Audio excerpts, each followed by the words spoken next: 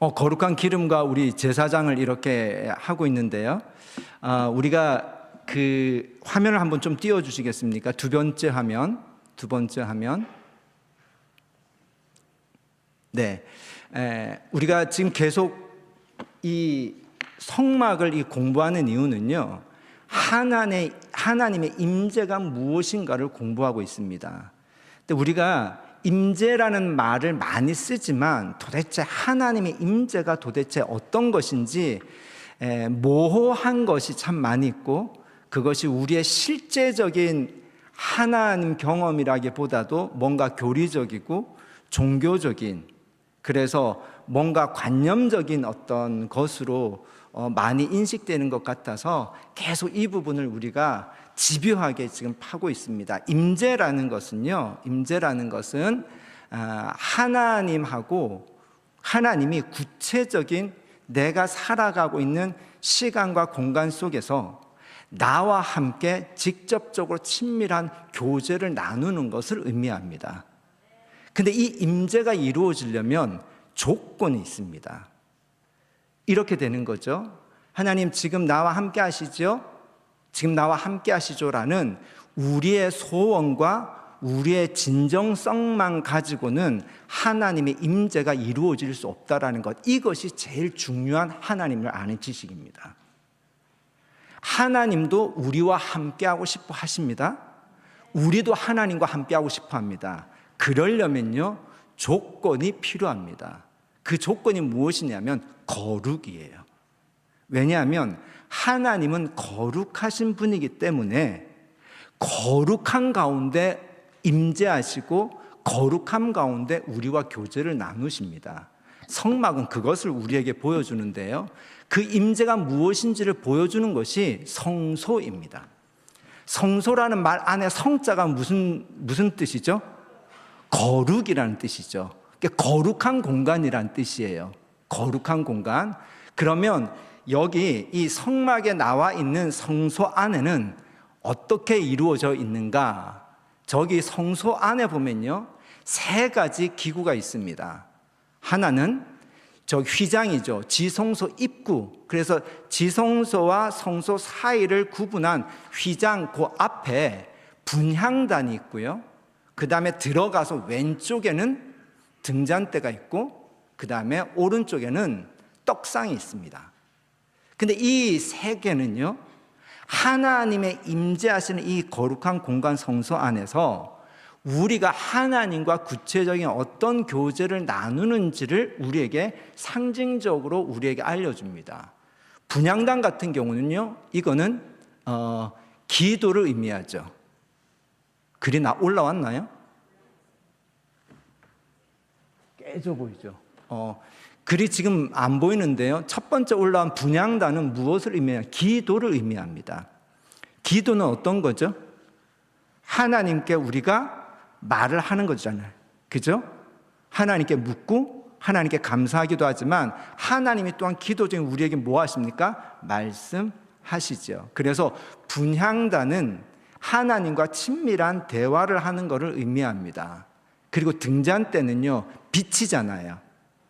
빛은 뭐죠? 어두운 데를 밝혀주고 우리를 인도하는 거잖아요. 그러니까 하나님이 임재하신다라는 것은 그냥 계시는 것이 아니라 우리와 동행하면서 우리를 빛으로 밝게 비추면서 인도하신다라는 의미입니다. 3번째는요, 저기 떡상은요, 또 안 올라왔죠. 천천히 지금 이게 올라오는 것 같아요. 하나님과 우리가 잔치를 한다라는 의미예요. 우리 요한계시록에 보면 내가 문 밖에서 두드리노니 네가 문을 열면 어떻게 해요? 내가 너에게로 들어가서 너와 더불어 먹고 마신다라는 거 있죠. 그러니까 하나님이 임재하신다라는 건 관념적인 것이 아니라요, 실제로 떡을 먹는 것. 그래서 우리의 삶에 실제적인 하나님의 복을 누리는 것을 의미합니다. 이것들을 좀 정리해 보면요, 거룩이라고 하면은 우리는 흔히들 어떤 이미지가 있냐면 캐톨릭적인 이미지가 있어가지고요, 수도원, 금욕, 절제, 이런 것들이 우리는 어떤 이미지로 다 와 있죠? 거룩이라는 이미지로 와 있죠. 그런데 거룩이 무엇인지를 알려주고 하나님의 임재가 어떤 것을 알려주는 성소에 나와 있는 이 세 가지 기구가 말해주는 의미를 보면 저기가 좋아요, 안 좋아요? 좋은 거잖아요. 하나님과 내가 어떻게 해요? 먹는 거잖아요. 식사하는 거잖아요. 하나님이 나를 어떻게 해요?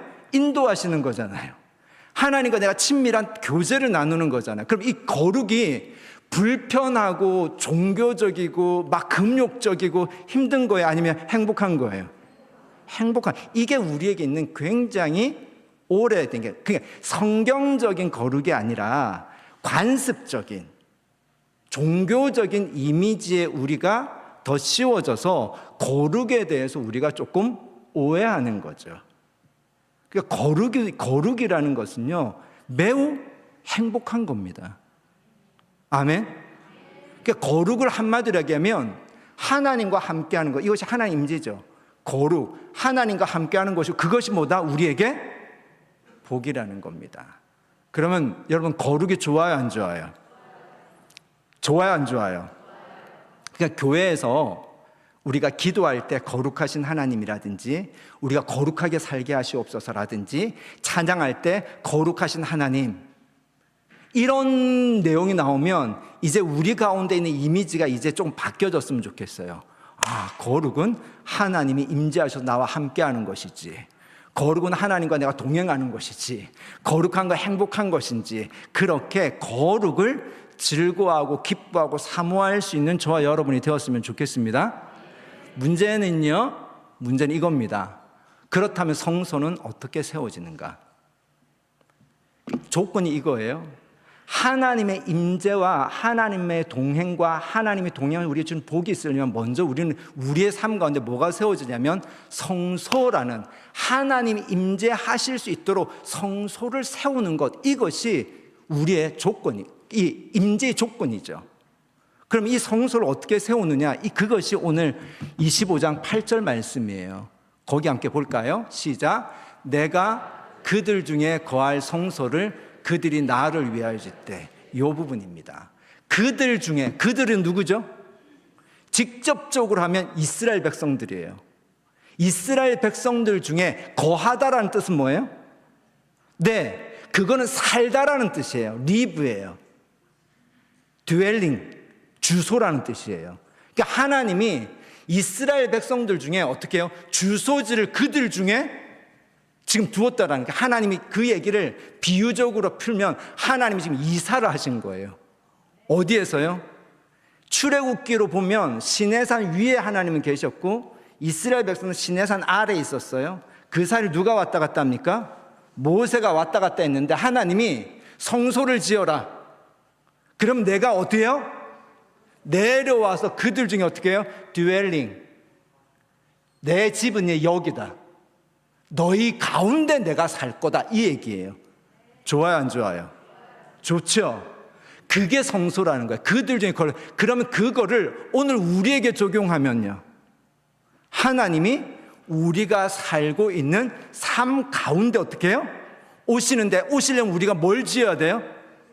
성소를 지어야 된다는 거예요. 그러니까 구약에서는 이 성막으로 하나님의 성소를 지었지만 오늘 우리의 성소는 무엇인가? 이 질문을 품고 있어야 되겠죠. 그건 나중에 가서 오늘 결론에서 적용을 하기로 하고요. 중요한 것은 이거예요. 우리가 놓치는 것, 이 성소를 짓는 목적이 있습니다. 이 성소는 누구를 위해 지어야 될까요? 이거예요.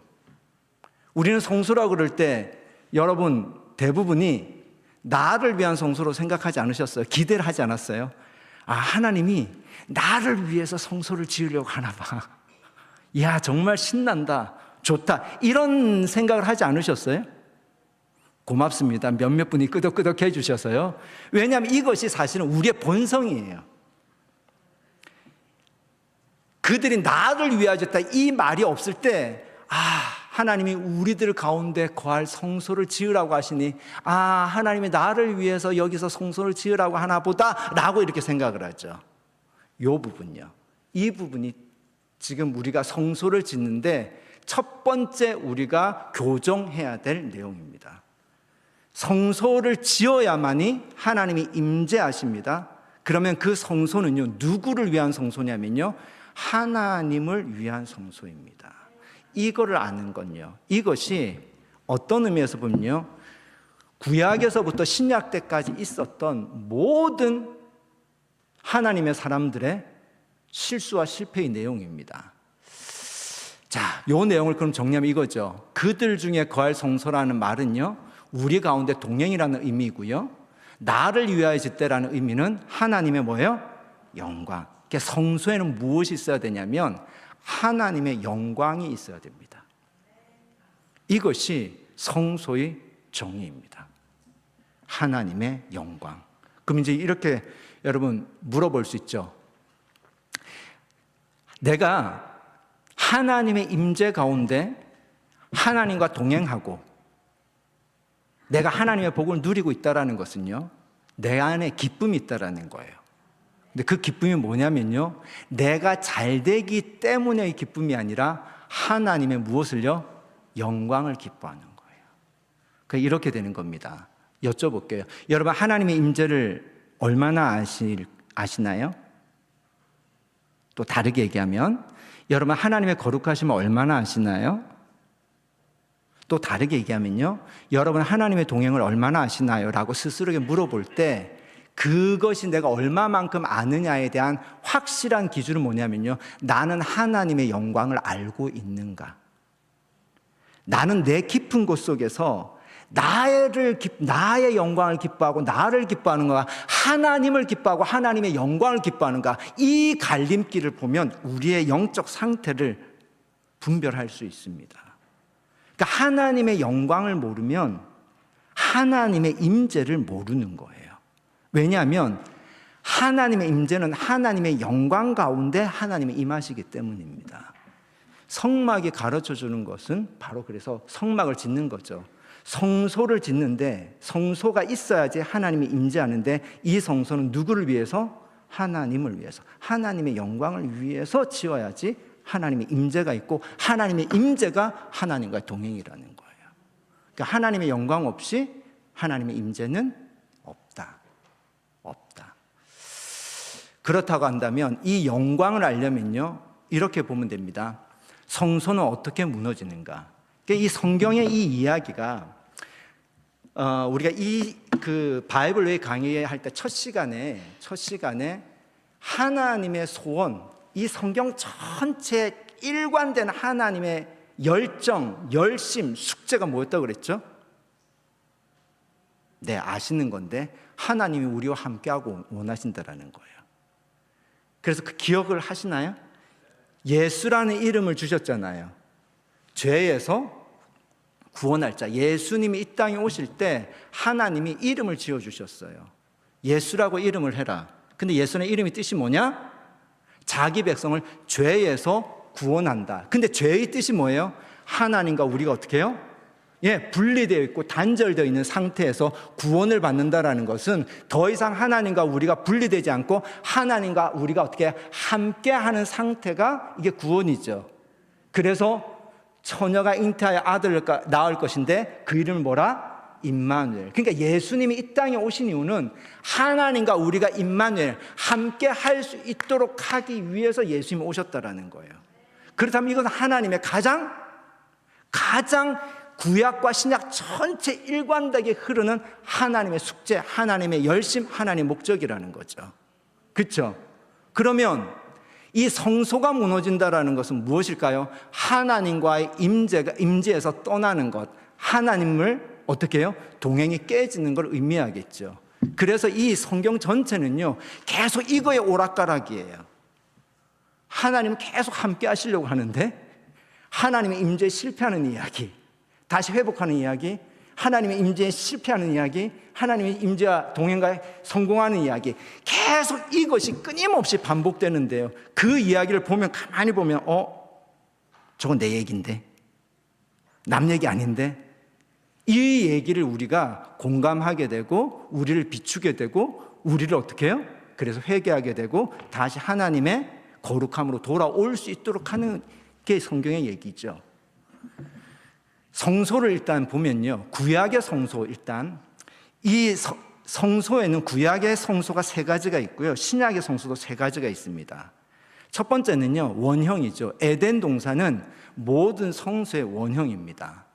그리고 그 성소의 원형에 따라 우리가 지금 보고 있는 성막, 그 다음에 이 성막은 텐트로 되어 있죠.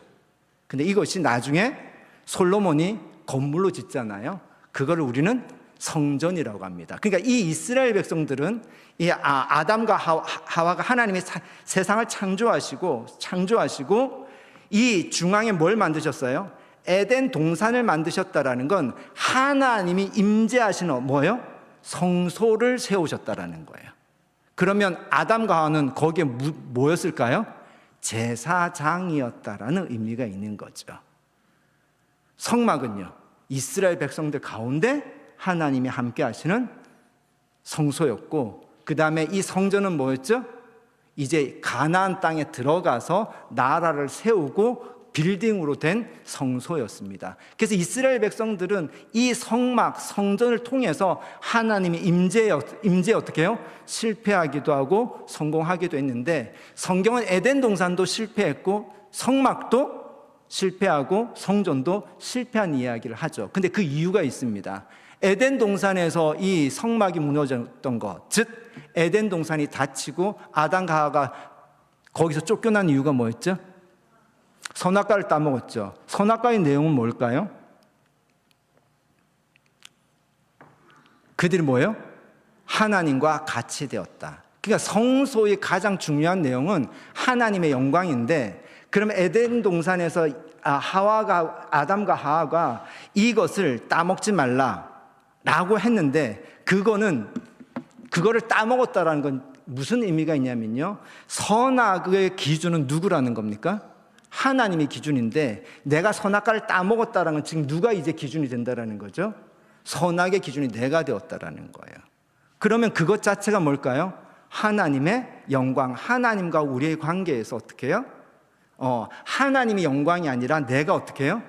주가 되는 그런 일이 벌어질 때, 이 성소의 상태, 임재의 상태, 거룩한 상태는 기계적으로 고정된 상태가 아니라 하나님과 우리의 관계에 따라서 이 임재의 상태, 거룩의 상태 계속 움직이는 거예요.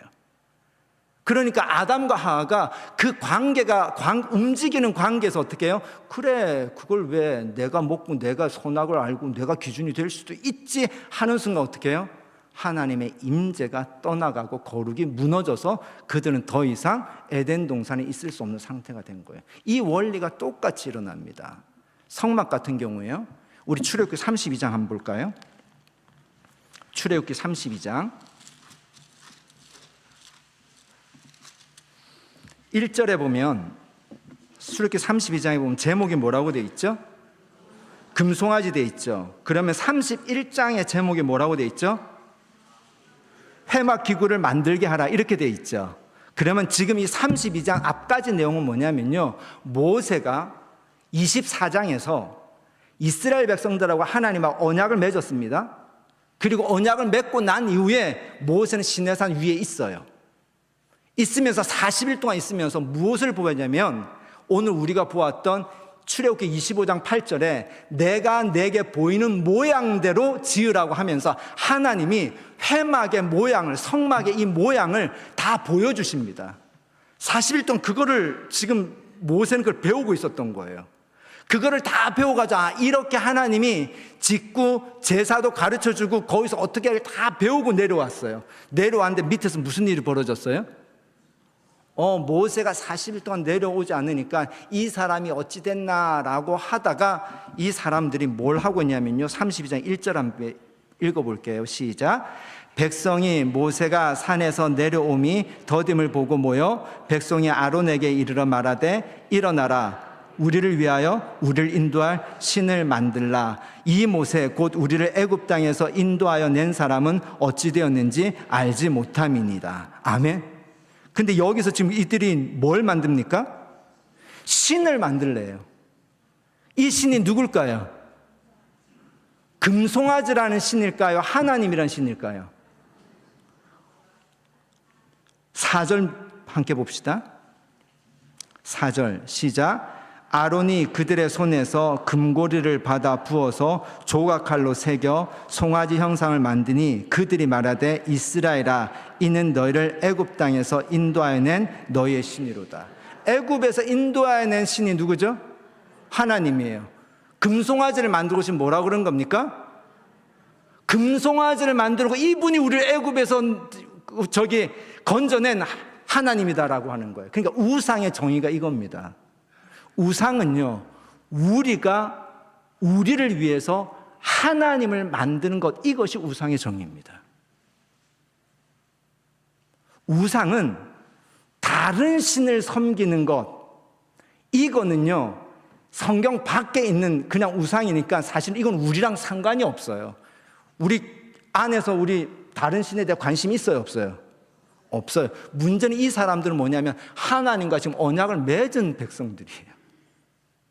언약을 맺은 백성들인데 지금 뭘 하냐면요, 자기들을 위해서 하나님을 지금 뭐예요? 만들고 있는 거예요. 이것이 성경에서 하나님의 사람들이 하나님의 임재에 실패하고 거룩에 실패하고 하나님과의 동행에 실패했던 이유입니다. 성막이 무너진 이유죠. 이건 뭐죠? 우리를 위하여 우리를 인도할 신을 만들라. 누구를 위해서요? 이것이 우리 안에 있는 어쩌면 가장 근원적인 타락한 본성이에요. 이것이 사실은 구약과 신약과 상관이 없이 이 싸움입니다. 하나님과 동행한다라는 것은요, 하나님의 임재를 배운다라는 것은요, 이 싸움이에요.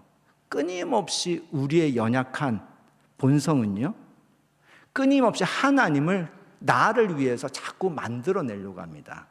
나의 경험, 나의 과거의 상처, 나의 어떤 열망, 나의 이상, 나의 어떤 스토리, 이런 것들이 계속 하나님을 투영합니다. 내 안에 있는 것들을 가지고 하나님 투영해가지고 하나님을 자꾸 이미지를 만들니 하나님이 이런 분이야 하고 계속 만들어내는 이 싸움들이 우리 내면과 의식 가운데 계속 있는 거죠. 그러니까 이거는 구약의 이스라엘 백성들만의 문제가 아니고 사실 이거는 오늘 우리가 어떤 상태인지를 비춰주는 거울의 내용입니다. 우리도 내가 원하는 하나님을 만들 수 있다 없다? 만들 수 있다. 내가 원하는 하나님을 만들 수 있다. 근데 그래서 이 성막이 무너지는 것도 결국 이것 때문에 무너지거든요. 왜요? 나중에도 쭉 나오지만 자기 소견 옳은 대로, 사사시대의 특징이죠. 자기 소견 옳은 대로 살았던 거잖아요. 이게 똑같은 맥이거든요. 성전은요, 성전 함께 볼까요? 요거는 그가 자기 마음대로인데 요 내용은 조금 찾아보겠습니다. 성전이 무너지는 사건, 열왕기하 23장 27절 함께 찾아볼게요. 열왕기하 23장 27절.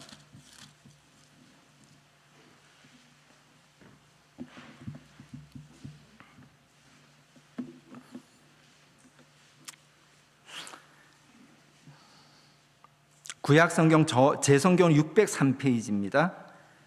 열왕기하 23장 27절.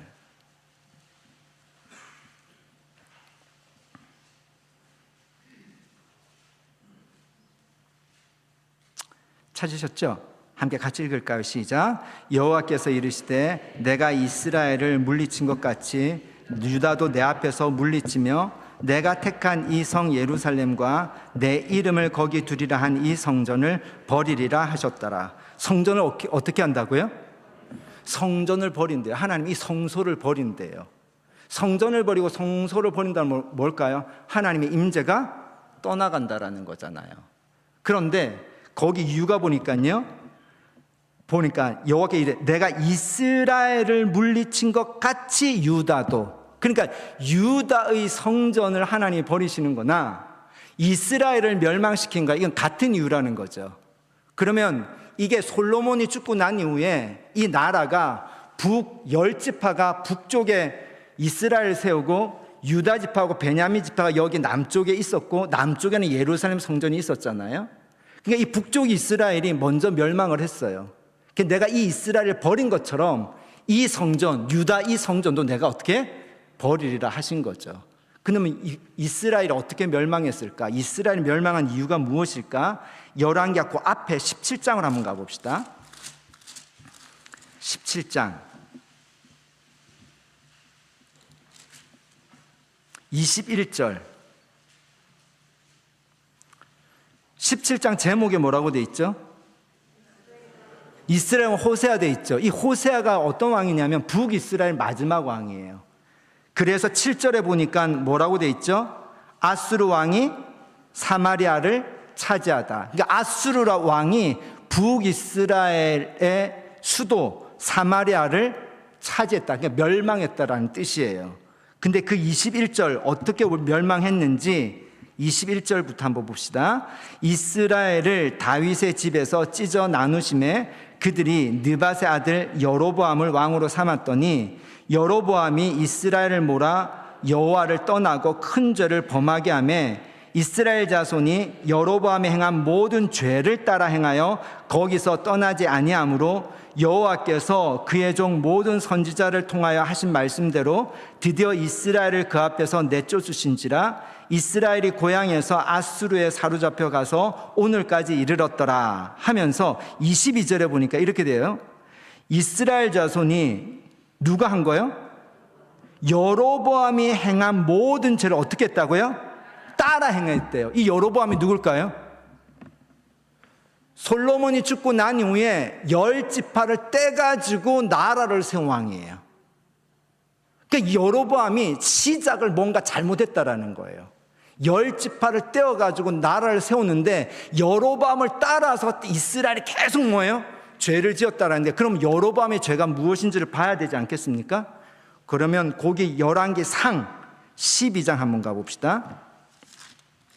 열왕기상 12장 25절.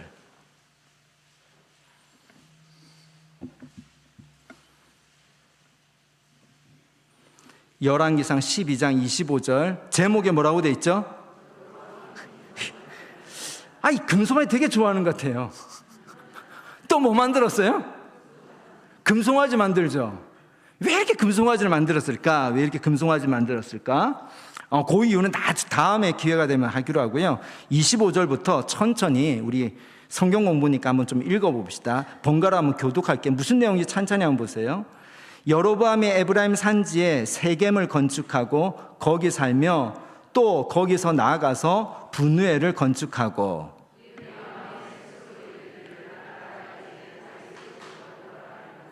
만일 이 백성이 예루살렘에 있는 여호와의 성전에 제사를 드리고자 하여 올라가면 이 백성의 마음이 유다 왕 된 그들의 주 르호보암에게로 돌아가서 나를 죽이고 유다의 왕 르호보암에게로 돌아가리로다 하고. 여기만 잠깐 제가 정리해 드릴게요. 지금 여로보암이 10지파를 이끌고 북으로 가서 어떻게 해요? 나라를 세웠는데 먼저 수도를 어디에 세웠다라는 거죠? 세겜에 세웠어요. 세겜에 세웠다가 그 다음 마음에 안 들었는지 분우엘에다 수도를 세웠어요. 그러다 나중에 또 사마리아를 세우긴 하는데, 문제는 여기에 걱정이 있었어요. 여로보암이 무슨 걱정이 있었냐면 10지파가 있는데 예배를 어디에서 드렸죠? 예루살렘 성전에서 드린 거예요. 솔로몬 성전에서 드린 거예요. 그러니까 여기 있는 자기 10지파 백성들이 예배를 드리러 예루살렘에 갔다가 마음이 어떻게 해요? 유다 지파와 이 예루살렘 성전의 마음이 뺏겨서 자기를 배신하고 어떻게 해요? 다 어떻게 해요? 르호보암의 백성이 될까 하는 이 정치적인 계산이 들어가고 정치적인 걱정이 들어간 거예요. 그래서 어떻게 하면 이 백성들을 예루살렘 성전에 가서 예배 드리지 못할까, 그 고민을 한 거죠. 그 다음 내용이 나옵니다. 28절 시작. 이에 계획하고 두 금송아지를 만들고 무리에게 말하기를 너희가 다시는 예루살렘에 올라갈 것이 없도다. 이스라엘아, 이는 너희를 애굽 땅에서 인도하여 올린 너희의 신들이라고 하나는 베델에 두고 하나는 단에 둔지라. 똑같죠? 이는 애굽에서 너희를 인도한 신, 그게 누구죠? 하나님을 또 만든 거예요. 금송아지 2개를 만들어서 베델은 북쪽 지파, 북이스라엘 가장 남쪽이고요. 그리고 단은 제일 위쪽이에요. 그러니까 가장 남쪽하고 가장 위쪽 베델하고 단에다가 금송아지 2개를 만들어 놓고서 이는 우리를 애굽에서 인도한 여호와 하나님이다. 아브라함과 이삭과 야곱의 하나님이다 해놓은 거예요. 그래서 예루살렘에 갈 필요가 없어. 이렇게 해놓은 거예요. 이게 진리입니까? 정치입니까? 정치죠. 하나님을 위한 성전이에요? 자기를 위한 성전이에요? 자기를 위한 성전이에요. 그 다음에 무슨 일을 하냐면요, 31절부터 시작. 그가 또 산당들을 짓고 레위 자손 아닌 보통 백성으로 뭘 삼고요? 그 제사장으로 삼는데 어떻게 삼았냐면 손들었어요. 나 제사장 하고 싶은 사람 다 제사장 했다라는 거예요. 그 다음 계속 가봅시다. 8째 달 또 그 달 15째 날로 절기를 정하여 유다의 절기와 비슷하게 하고 제단에 올라가되 베델에서 그와 같이 행하여 그가 만든 송아지에게 제사를 드렸으며 그가 지은 산당의 제사장을 베델에 뒀다. 절기도 누구 마음대로 정했어요? 자기만. 제사장도 누구 마음대로 했어요? 자기들 마음대로 했어요. 그 다음 마지막 시작. 그가 자기 마음대로 정한 달 곧 8째 달 15째 날로 이스라엘 자손을 위하여 절기를 정하고 베델에 쌓은 제단에 올라가서 분향하였더라. 지금 뭐 하고 있습니까? 자기 마음대로 하고 있다라는 거예요. 그러니까 자기 마음대로 했을 때 어떻게 해요? 하나님의 임재가 떠났다라는 겁니다. 그러니까 거룩을 아는 지식은 하나님의 영광을 아는 지식이에요. 그 하나님의 영광을 아는 지식은 지금 반대로 어떻게 해요? 우리 안에 있는 본성을 계속 어떻게 해요? 보게 만듭니다. 내가 원하는 하나님, 내 마음대로, 내가 법인 거, 이런 것들이 지금 어떻게 해요? 구약에서는, 성경에서는 하나님의 거룩과 임재에 실패한 사례를 우리에게 알려주고 있는 거죠. 이거는 개인으로도 한번 적용해 봅시다. 사울이라는 사람 한번 이야기를 한번 찾아봅시다. 사무엘상, 이제 열왕기상 앞에 사무엘 하고요, 그 앞에 사무엘상이니까 사무엘상 15장 한번 가봅시다. 개인에게도 한번 적용을 해봅시다. 조금 전까지는 우리가 성전에 관한 거, 왕에 관한 거였지만 개인에게도 한번 적용을 해봅시다. 사무엘상 15장. 제목이 뭐라고 돼 있죠? 사울이 아말렉을 치다. 근데 사울은 지금 이 상황은 뭐냐면, 사울은 이 사무엘이 기름을 부어가지고 왕으로 삼은 자예요. 기름을 부었다라는 오늘 그 의미를 지금 우리가 마지막에 얘기를 할 텐데, 기름을 부음을 받는 사람이 구약에서는 지금 대표적으로 2 종류 사람이 나옵니다. 익숙하게 왕, 사무엘도 기름을 붓죠. 그 다음 제사장도 어떻게 해요? 기름을 부어요. 기름을 붓는다는 의미가 무엇일까? 구약 때. 그럼 오늘 이 시대에 기름 부음의 의미가 뭘까? 보통 우리는 성령의 기름 부음이라고 그러죠. 그러니까 성령의 기름 부음이 도대체 그 의미가 무엇일까를 오늘 마지막에 우리가 결론적으로 나눌 내용인데, 이 사울은 지금 기름 부음을 받은 사람이에요. 그 기름 부음을 받은 사람에게 1절에서부터 3절까지 한번 봅시다. 시작.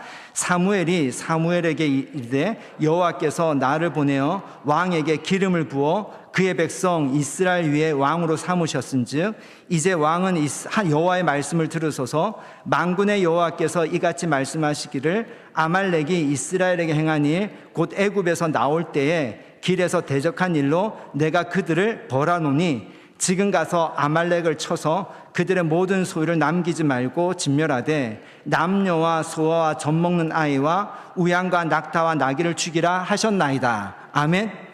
그럼 이건 지금 아말렉과 지금 사울 보고 아말렉과 전쟁하라는 뜻이잖아요. 근데 표면적으로는 전쟁이지만 하나님이 이걸 뭐라고 그럽니까? 아말렉을 벌하는 거잖아요. 그럼 이건 누구의 전쟁이 되는 거죠? 하나님의 전쟁이죠. 그럼 당연히 이거는 이길까요? 질까요? 이겼죠. 근데 전쟁에서 이기고 난 후에 어떻게 하느냐? 12절로 가봅시다. 10절부터 시작. 여호와의 말씀이 사무엘에게 임하여 이르시되 내가 사울을 왕으로 세운 것을 뭐 하신다고요? 시작. 그가 돌이켜서 나를 따르지 아니하며 내 명령을 행하지 아니하였음이니라 하신지라. 사무엘이 근심하여 온 밤을 여호와께 부르짖으니라. 사무엘이 사울을 만나려고 아침에 일찍 일어났더니 어떤 사람이 사무엘에게 말하여 이르되 사울이 갈멜에 이르러 뭐 했다고요?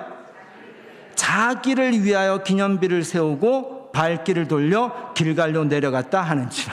지금 사울이 지금 무슨 일을 한 거예요? 이 전쟁의 승리, 전쟁의 공로, 전쟁의 영광을 지금 누구에게 돌린 거예요? 자기에게 돌린 거예요. 그래서 하나님 뭐 합니까? 얘를 왕으로 세운 것을 뭐 한다? 후회한다라는 거예요. 사울이 개인적으로 하나님의 임재, 하나님의 동행에 왜 실패했어요? 자기의 영광을 구했기 때문에요. 자기의 영광을 구했기 때문에. 그러니까 하나님의 임재를 아는 지식, 하나님의 동행을 아는 지식은요, 하나님의 영광을 아는 지식이고요. 하나님의 영광을 아는 지식은 당연히요, 모든 하나님을 아는 지식은 원리가 이겁니다. 하나님을 아는 지식은 따라하겠습니다. 중요한 거니까요. 하나님의 아는 지식은 나를 아는 지식과 연결되어 있다. 이거는 분리될 수가 없습니다. 그래서 제가 성소는 어떻게 무너지는가를 말합니다. 성소를 짓는 걸 알려면, 진짜 짓는 걸 알려면요, 성소가 왜 어떻게 무너지는지를 알아야지 정말 성소를 짓기 때문이에요. 즉 하나님의 영광을 알려면요, 내가 얼마나 나의 영광을 구하는지를 알아야지 하나님의 영광을 우리가 구할 수 있습니다. 아멘. 그래서 하나님의 영광을 아는 것은요, 나의 영광, 교만을 아는 것과 연결되어 있다. 하나님을 아는 지식은 나를 아는 지식과 연결되어 있다는 겁니다. 사울은 기름 부음을 받았어요. 그런데 하나님의 영광, 이 전쟁은 하나님의 전쟁이고 하나님의 영광인데 이거를 자기의 전쟁, 자기의 공로, 자기의 영광으로 삼았을 때 하나님의 임재가 사울에게서 떠나갔고, 이 일 때문에 누가 세움을 받습니까? 다윗이 세움을 받는 거예요. 그렇다고 한다면 사울과 다윗은 대비가 돼야 안 돼요. 그럼 다윗은 어떻게 하나님과 계속 동행하는 삶을 살았을까요? 하나님의 영광을 기뻐하는 삶을 살았기 때문에 다윗은 하나님의 마음에 합한 자, 하나님이 친구라고 불렀던 사람이 될 수 있었던 거죠. 아멘. 자, 그러면요, 성소 안에 들어가는 제사장은 어떤 사람입니까? 요 내용을 기억하고요, 요 내용을 기억하고 이제 제사장에 대한 얘기를 하겠습니다. 성소에 들어간다는 건 어떤 의미일까요? 지금까지 내용을 본다면요, 성소에 들어간다라는 것은 지금 우리가 여기 책에 이렇게 그림이 나와 있으니까 여기 들어가는구나 라고 그림을 가지고 들어간다고 상상할 게 아니라, 조금 전까지 제가 여러분에게 나눈 내용을 쭉 생각해 보면 성소에는 하나님이 계시죠. 그죠? 성소에 들어간다라는 것은 하나님의 영광을 알고 하나님의 영광 속으로 들어간다라는 거예요. 아멘. 그러니까 영광 속에 들어가는 게 제사장이라는 의미는 이거죠. 단순한 성소에 들어가는 종교적인 것이 아니라 이거를 신앙적이고 신학적인 의미로 하면 제사장은 하나님의 영광에 들어갈 수 있는 자격이 있는 사람. 제사장은 하나님의 영광 속에서 친밀하게 대화를 하고 하나님의 영광 속에서 하나님의 인도함을 받고 하나님의 영광 속에서 떡을 먹는 복을 누리는 사람이란 뜻이에요. 그러니까 제사장이란 말은 하나님의 영광을 알고 하나님의 영광 속에 들어갈 수 있는 사람을 의미하는 겁니다. 함께 정리해 볼까? 시작.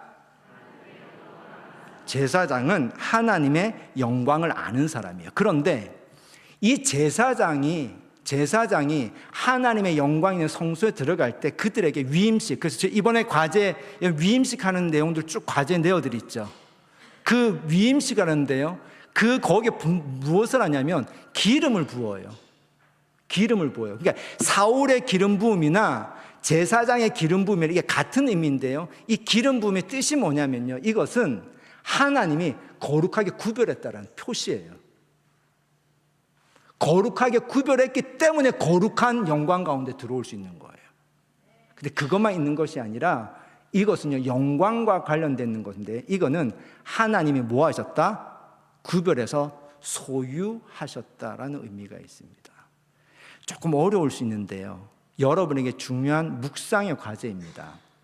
하나님의 영광을 모르면 하나님의 임재와 하나님의 동행도 모르는데, 하나님께 어떻게 내가 영광을 돌릴 수 있을까?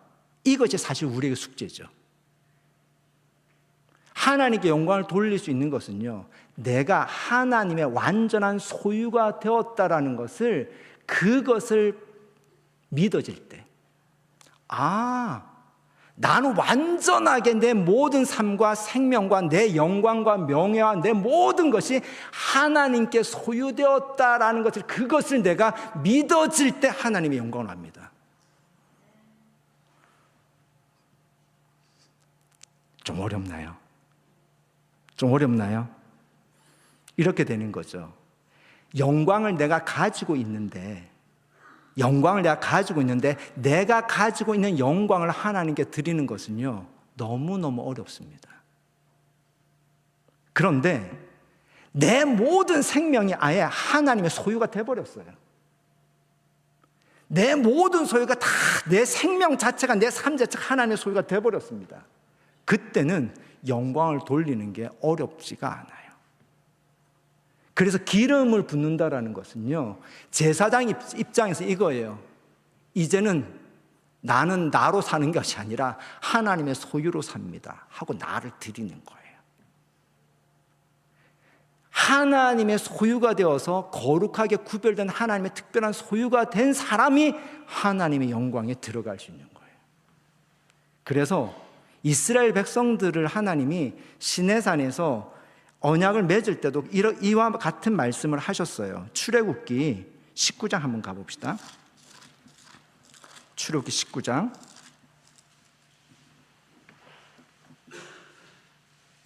5절 6절.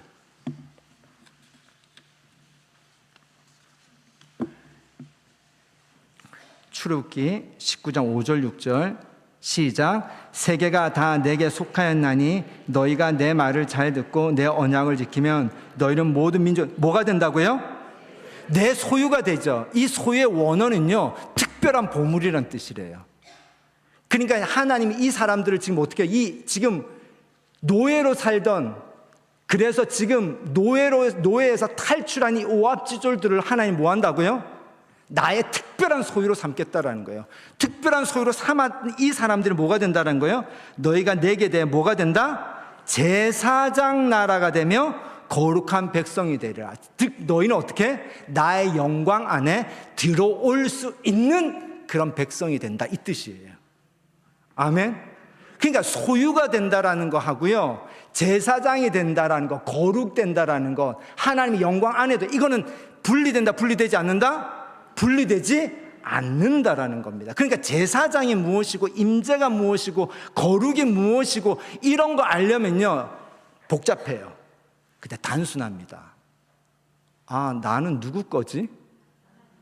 내 삶은 누구 거지? 내 생명 누구 거지? 이게 되면 영광도 압니다. 이게 되면 영광을 돌리는 걸 알아요. 그래서 소유하고 기름 부음을 받는다라는 것은요, 이거는 하나님이 얘는 나의 특별한 소유야라고 마치 도장을 찍는 것과 같은 거예요. 아멘. 문제는 오늘의 성령의 기름 부음은 그렇지 무엇인가? 옛날에는 그런 제사장이 관유라고 특별하게 하나님이 거룩하게 제조하는 방법을 알려주고, 이건 절대 따라하면 안 되고, 이거는 다른 데 뭔가 하면 안 돼라고 아예 엄명을 한 이 기름을 제사장이 위임할 때 기름을 부었어요. 그때 제사장은 이제는 나는 하나님의 특별한 소유야, 내 모든 건 하나님의 소유야 하면서 성소 거룩한 영광과 임재 가운데 들어갈 수 있었어요. 그런 것처럼 오늘 우리가 죄 사함을 받고 성령을 받는다라는 것은요, 똑같이 성령의 기름 부으심을 받는다라는 거거든요. 그럼 성령의 기름 부으심, 오늘의 성령의 기름 부으심은 무엇인가? 한번 정리를 해볼게요. 이렇게 한번 정리해 봅시다. 구약의 성소가 있고 신약의 성소가 있어요. 구약의 성소는 모형이고요.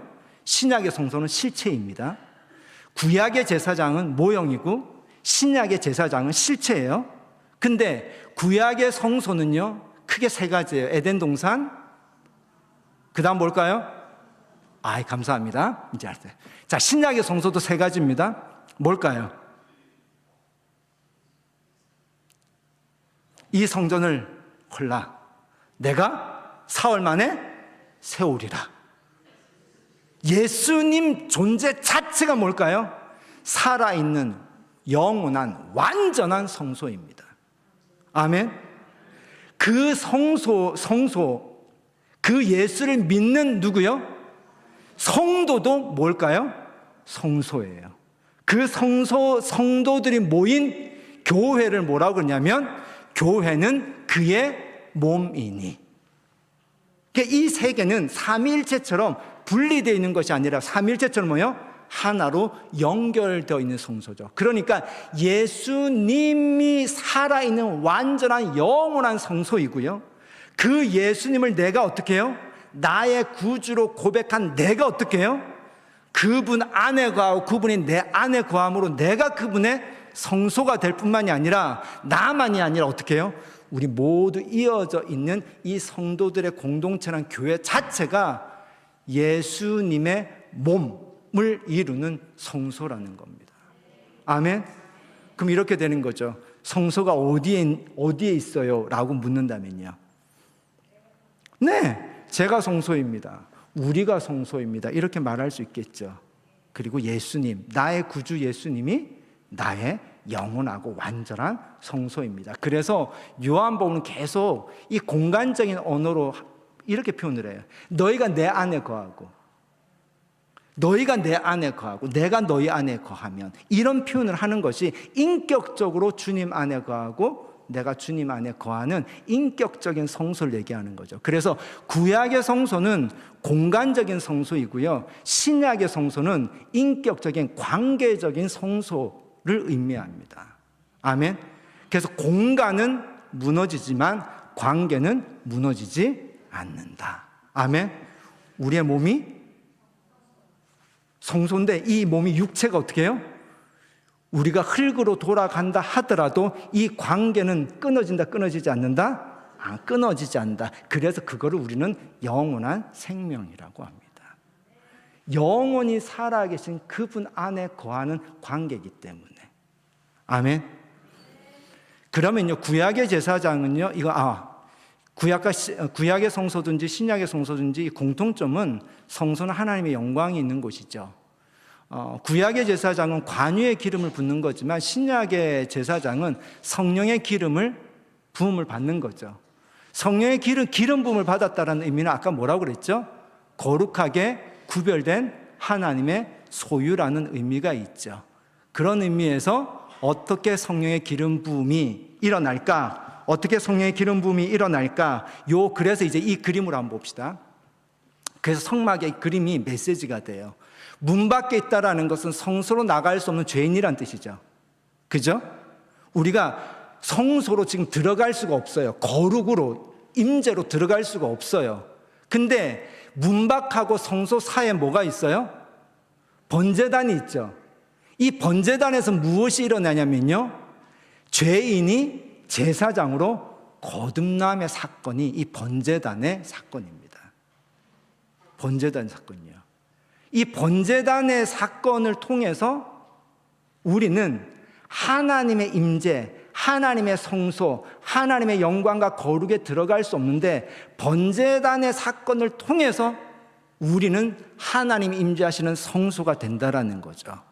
이거를 신약적으로 표현하면 이렇게 한번 생각해 봅시다. 번제단은 구약의 번제단, 신약으로 보면은 무슨 사건이라고 그랬죠? 예수님의 십자가의 사건이죠. 예수님이 죽으셨어요. 예수님이 죽으셔서 우리가 뭐가 됐어요? 하나님이 임재하시는 성소가 되었잖아요. 이거를 고린도전서 6장 19절은 이렇게 표현합니다. 함께 읽어봅시다. 시작. 성전인 줄을 알지 못하느냐? 너희는 너희 자신의 것이 값으로 산 것이 되었으니 그런즉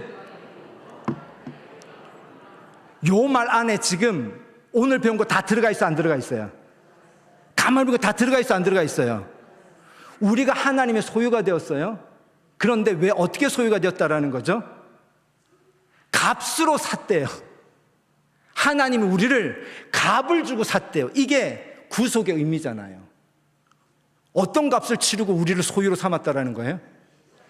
예수님을 죽음에 내어주는 예수의 피값으로 우리를 사셨대요. 할렐루야. 우리가 드리기 이전에 그분이 우리를 뭐 하셨다는 겁니까? 사셨다라는 거예요. 여러분 기분 좋아요, 안 좋아요? 저를 하나님이 사셨답니다. 그래서 제가 하나님의 소유래요. 아멘? 소유니까 내가 널 어떻게 해요?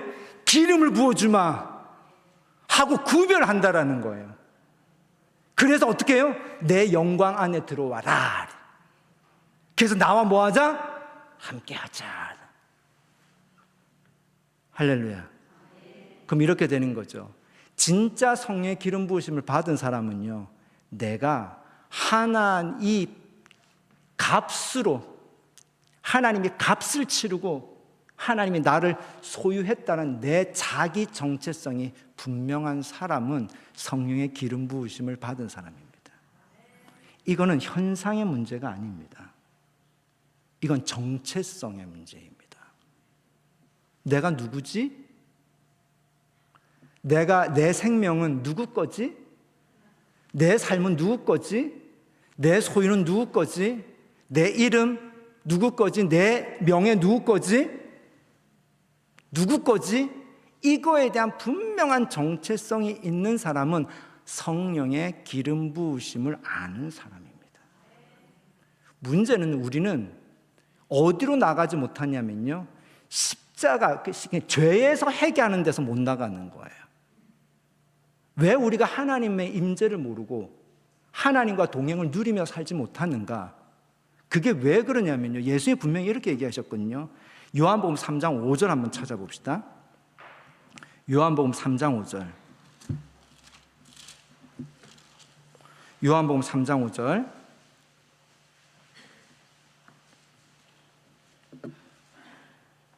시작. 예수께서 대답하시되 진실로 진실로 내게 이르노니 사람이 무엇으로요? 물과 성령으로 나지 아니하면 하나님 나라에 들어갈 수 없느니라. 물과 성령으로 거듭나는 거예요.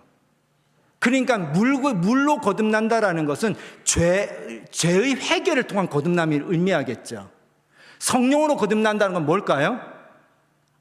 성령으로 거듭난다는 건 뭘까요?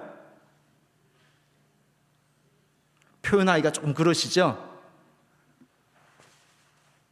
저는 하나님 겁니다 하고 거듭난다는 뜻이에요.